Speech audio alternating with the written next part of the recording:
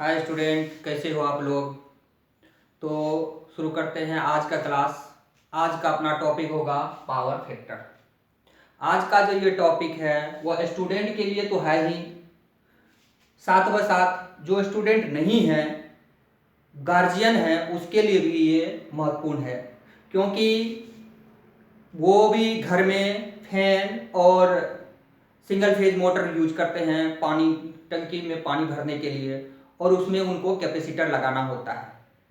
वह क्यों लगाते हैं? आखिर पैसे तो गार्जियन को ही देना पड़ रहा है ना, कि हम कैपेसिटर में क्यों लगाते हैं पैसे। हम मेरे से टेक्नीशियन क्यों लेता है पैसा कैपेसिटर लगाने के लिए, तो उनके लिए भी आज महत्वपूर्ण है कि हम फैन में कैपेसिटर क्यों लगाते हैं, सिंगल फेज मोटर में कैपेसिटर क्यों लगाते हैं, नहीं लगाएंगे तो क्या होगा। उन सारी जानकारी आज के टॉपिक में हम लोग पढ़ेंगे।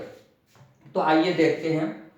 सबसे पहले मैंने एक इंडक्टर लिया, एक रजिस्टर लिया और एक कैपेसिटर लिया। ये कैपेसिटर है, यह रजिस्टर मतलब आप समझ लो हीटर या बल्ब वगैरह। ये आपका इंडक्टर है, ये समझ लो आप फैन के जो वाइंडिंग है ना, जो कॉइल किया हुआ वाइंडिंग है वो समझ लो। जो फैन में इंडक्टर में जब हम लोग सप्लाई देते हैं ना, तो उसमें क्या होता है, करंट पीछे चलता है। किससे? वोल्टेज से। करंट पीछे चलता है वोल्टेज से। कितना डिग्री? 90 डिग्री। करंट वोल्टेज से पीछे चलता है 90 डिग्री, यानी उसे हम लोग कहते हैं लैगिंग। करंट क्या कर रहा है? लैग कर रहा है, यानी पीछे हो रहा है। वोल्टेज आगे निकल जाता है और करंट पीछे। कितना डिग्री? 90 डिग्री। इसके बाद ये बल्ब या हीटर समझ लो आप, इसमें जब हम सप्लाई देते हैं ना, तो करंट और वोल्टेज जो है दोनों साथ साथ चलता है। जिस लाइन से करंट गुजर रहा है उसी लाइन से वोल्टेज, यानी जब करंट जीरो होता है तो वोल्टेज भी जीरो होता है। जब करंट हाई पे जा रहा है यानी पीक वैल्यू पर, तो वोल्टेज भी जा रहा है। और फिर से जब ये दो जीरो पर आता है तो दोनों जीरो पर साथ आ रहा है, और दोनों जो पीक वैल्यू पर है वह दोनों साथ जा रहा है। तो हम लोग कहते हैं कि ये दोनों क्या है, करंट और वोल्टेज इन फेज है। इसको कहते हैं आउट फेज है, क्योंकि पहले वोल्टेज हाई हो जाता है। जब वोल्टेज हाई होता है तो करंट क्या हो रहा है? जीरो हो रहा है। और जब ये करंट जीरो हो रहा है तो वोल्टेज, करंट हाई हो रहा है तो वोल्टेज उस टाइम में क्या होता है? जीरो हो रहा है। आइए कैपेसिटर में देखते हैं। कैपेसिटर में क्या होता है, करंट वोल्टेज से 90 डिग्री आगे चलता है। करंट जो है वो वोल्टेज से 90 डिग्री आगे चलता है, यानी लीड करता है। लीड मतलब आगे आगे चलता है। कौन? करंट वोल्टेज से कितना डिग्री? 90 डिग्री। यानी यहां देखो, करंट जब हाई था तो वोल्टेज क्या है? जीरो। फिर से करंट जब जीरो हुआ तब यह हाई पे पहुंचा, वोल्टेज यहां हाई पे पहुंचा है। तो हम लोग कहेंगे यहां यह क्या कर रहा है? लीड कर रहा है। और यहां क्या कर रहा है? लैग कर रहा है। सिर्फ साथ साथ कब चलता है? जब रजिस्टिव लोड लगा हो। जब रजिस्टिव लोड लगा हो तब ये साथ साथ चलता है। ये भी आउट फेज है, ये भी आउट ऑफ फेज है। सिर्फ यूनिटी में इन फेज ये है। इन फेज कहने का मतलब है कि ये जब करंट जीरो होता है उस टाइम में वोल्टेज भी जीरो होता है। दोनों साथ साथ जीरो होता है, दोनों साथ साथ हाई पे जाता है, लेकिन इसमें ऐसा नहीं हो रहा है। ऐसा, आइए ये आप लोग समझ रहे होंगे कि ये साइकिल मैंने क्यों बनाया, तो आपको समझाते हैं साइकिल क्यों बनाया। पीछे वाला मान लो आपकी ये चक्का जो है व्हील आपका, ये करंट है, और आगे वाला आपका क्या है? वोल्टेज है। क्या है? वोल्टेज है। और साइकिल किधर? साइकिल को जाना किधर है? आगे की ओर, आगे की ओर बढ़ रहा है। जब जिस रास्ते से होकर के, सपोज कर लो ये आगे की चक्का है, ये पीछे की चक्का है, यानी व्हील है। अगर आगे की पहिया व्हील जिससे होकर के गुजरता है उसी से होकर के अगर पीछे वाला भी गुजरे तो हम लोग कह दे ये इन फेज है, यानी दोनों साथ साथ जा रहा हो। तो ऐसे कंडीशन में क्या होता है, आप देखो आपके बाइक हो या साइकिल हो, ये बाइसाइकिल हो, जब आगे वाले पहिया और दो पीछे वाले पहिया दोनों एक ही रास्ते से गुजरो, एक ही रास्ते से अगर गुजरे, जिस रास्ते से आगे वाला पहिया गुजर रहा है उसी रास्ते से अगर पीछे वाला पहिया भी गुजर रहा हो, तो हम लोगों को साइकिल चलाने में बहुत आसान होता है, बहुत आराम तरीके से चलता है। बाइक में भी अगर आप देखो, जिससे होकर के आगे वाली पहिया गुजर रही हो, उसी से होकर के अगर पीछे वाली पहिया गुजर रहे हो, तो बाइक में फ्यूल कम जलता है, कम पावर लगा करके बाइक अच्छा काम करता है, यानी तेजी से चलता है।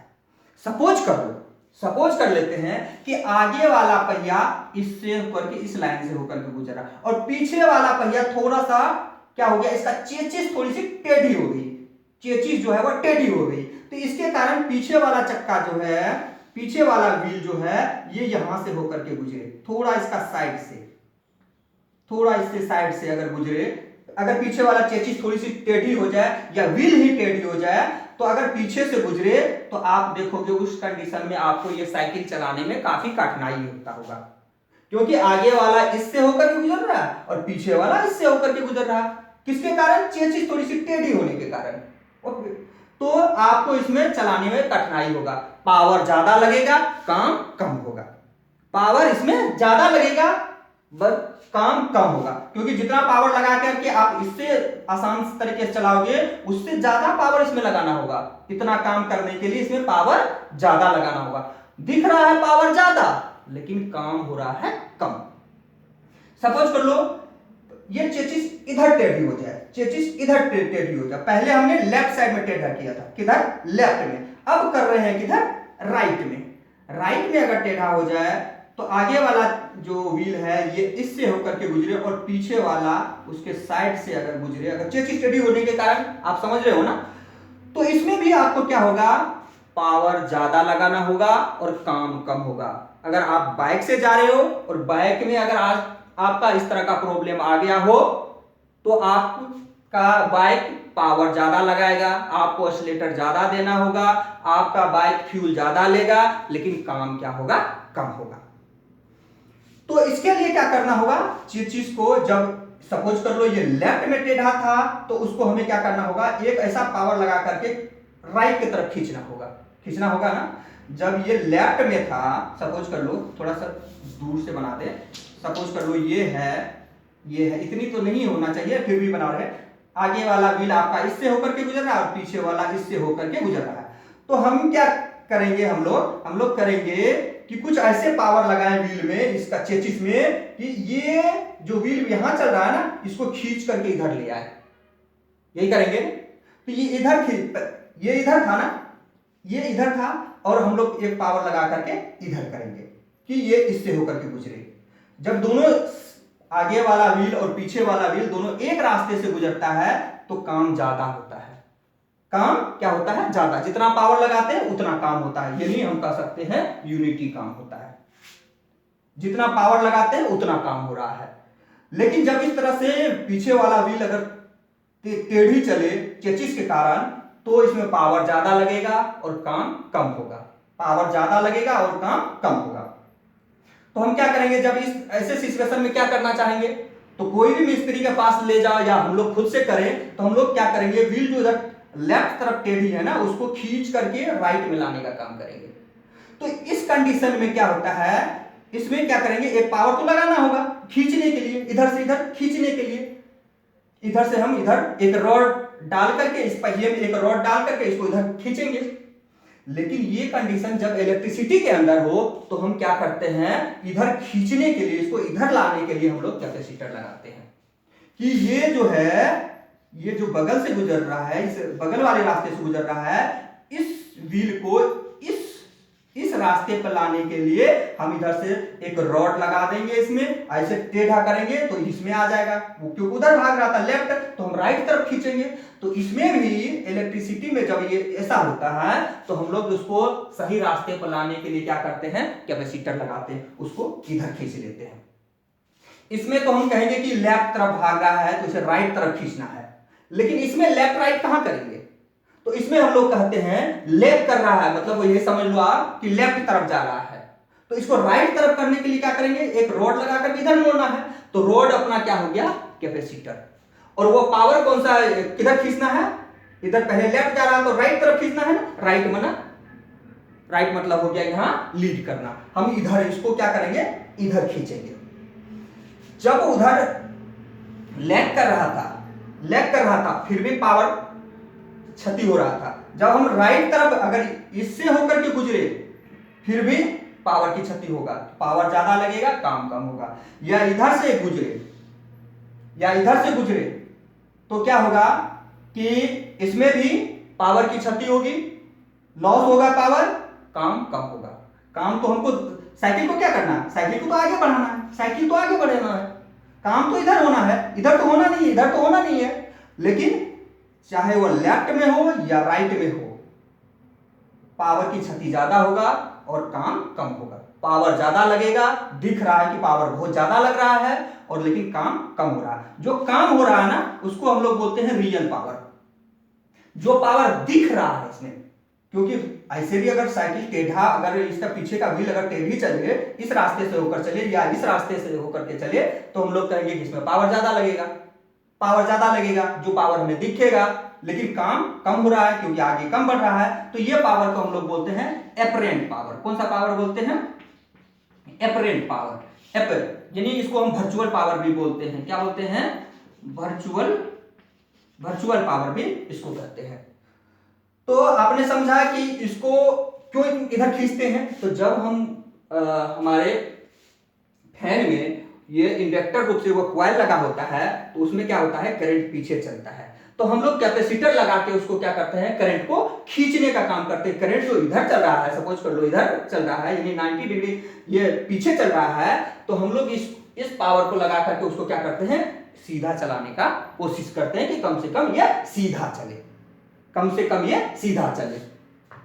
तो यहां तक आपने जरूर समझा होगा। या साइकिल, अब देखो 90 डिग्री अगर होगा तो काम बिल्कुल नहीं होगा। सपोज कर लो साइकिल का एक पहिया इधर हो, इधर काम इधर करना है, आगे वाला पहिया इधर है तो काम इधर करना है, एक पहिया इधर हो, सपोज कर लो एक पहिया इधर हो और हम इसमें क्या करें, पावर लगाए, तो काम किधर होगा, काम किधर होगा, एक पहिया इधर जाएगा, एक पहिया इधर जाएगा, तो काम किधर होगा, कहोगे काम कुछ नहीं होगा, पावर क्या हो जाएगा, जीरो।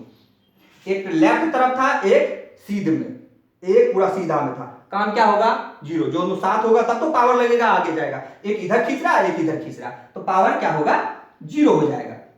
और अगर सपोज कर लो एक राइट तरफ हो और एक इधर सीधा हो इस तरह से, तो भी काम क्या होगा, जीरो। इसमें भी आप कहोगे काम क्या होगा, जीरो। अगर 90 डिग्री पर हो तो काम जीरो होगा, इधर भी 90 डिग्री पर हो तो काम क्या होगा, जीरो होगा। सिर्फ जब दोनों साथ हो तो काम सबसे ज्यादा होगा, यानी यूनिटी काम होगा। आइए इससे और अच्छे तरीके से हम और समझे। तो आइए इसके थ्रू हम लोग समझते हैं। इसमें सपोज कर लो कि ये एसी सप्लाई है, एसी सोर्स है, और उस सर्किट में एक सिर्फ रेजिस्टेंस लगा दिए, यानी बल्ब लगा दिए, तो आपका जो पावर फैक्टर है वह क्या होगा, यूनिटी होगा, एक लिख दिया या यूनिटी होगा। इधर लिखे मैं 0.9, 0.8, 0.7, 0.65 यहां तक जीरो, यानी यहां करेंगे तो कितना डिग्री हो जाएगा, 90 डिग्री। इधर भी लिखे 0.9, 0.8, 0.7, 0.6, 0.5, 0.4, ऐसे करते करते यहां पर लिखे कितना, जीरो, क्योंकि इधर आएगा तो ये कितना होगा, 90। इधर अगर आए तो उसे कहते हैं लीडिंग, और इधर अगर आए तो इसे क्या कहते हैं, लैगिंग। यानी 90 डिग्री एंगल अगर बने, 90 डिग्री अगर एंगल बने तो हम लोग यहां कहेंगे क्या, जीरो। पावर फैक्टर क्या हो जाएगा, जीरो। इधर भी 90 डिग्री हो तो क्या हो जाएगा, जीरो। अभी अभी हम लोगों ने देखा था।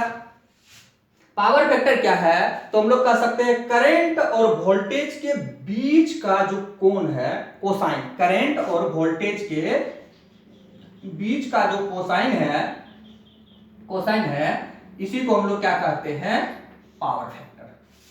करंट और वोल्टेज के बीच के जो कोसाइन है उसे हम लोग क्या कहते हैं, पावर